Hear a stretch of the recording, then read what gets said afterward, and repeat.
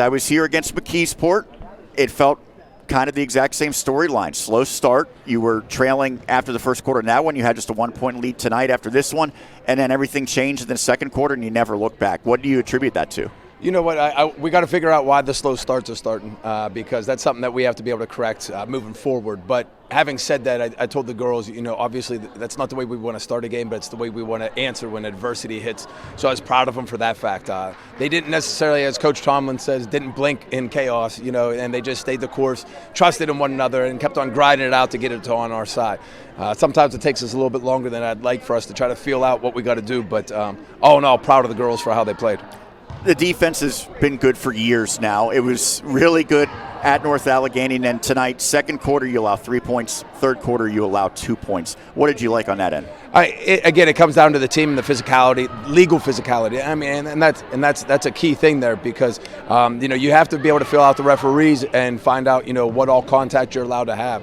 And contact's always legal if you get your feet in position first. And so I was proud of them again for being able to be off the ball and be in the correct positions when not guarding the ball, which helped them play on the ball and help defense collaboratively. Now, when you go against teams that are close geographically, obviously Hempfield in the section or teams like Penn Trafford even, you probably know a lot of the players your teammates do, but you know Amelia McMichael pretty well, I'm to understand. Yeah, so what's that like when you go against her? It is. Well, it's one of those things that, you have a little bit of a feel for how they like to play and some nuances, and it's bittersweet.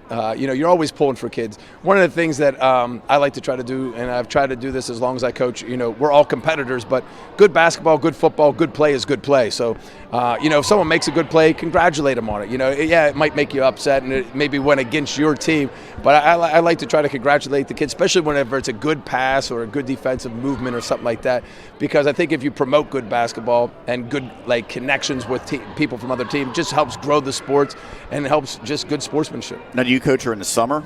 I do coach her this summer with the Slam organization. So you're going to have her this summer then? I will have her this summer, yes. Are you going to remember something from tonight and say, hey, you know what, maybe next time you should I can't tell you what I'll remember until after we play him the second time. But no, great kid, hard worker, and we knew that going in. And they're well coached. Coach Mayer does a nice job, and we knew they were going to have offensive answers. We just had to make sure that we made them challenging for them. I talked to you before about winning at North Allegheny, and that had been a little while for your team. And you said the first time for this group altogether to win out there. I know that it's big, but by the same token, the goals are bigger than that. Yes. So how do you balance enjoying the victory and trying to build off it without getting too high? Yeah, and I guess the part of it is the fact that games are happening so quick right now. We got 4 games in 7 days, so we really, don't get me wrong, that was a win that we really wanted to make sure we got up at North Allegheny, but we kept it in perspective and basically didn't have really even the 24 hours to enjoy it. We basically had a 2-hour car ride because we had to start thinking about Butler when we got home and getting ready for them. You have Wheeling Park next, is that correct? Wheeling Park on Saturday, yes. Okay, so and obviously we know about the WPIAL, but Wheeling's just about an hour from here, and usually I think they have a pretty good program. Yes, so what's key for that, and why do you like a matchup like that? So we met Wheeling down at WVU team camp.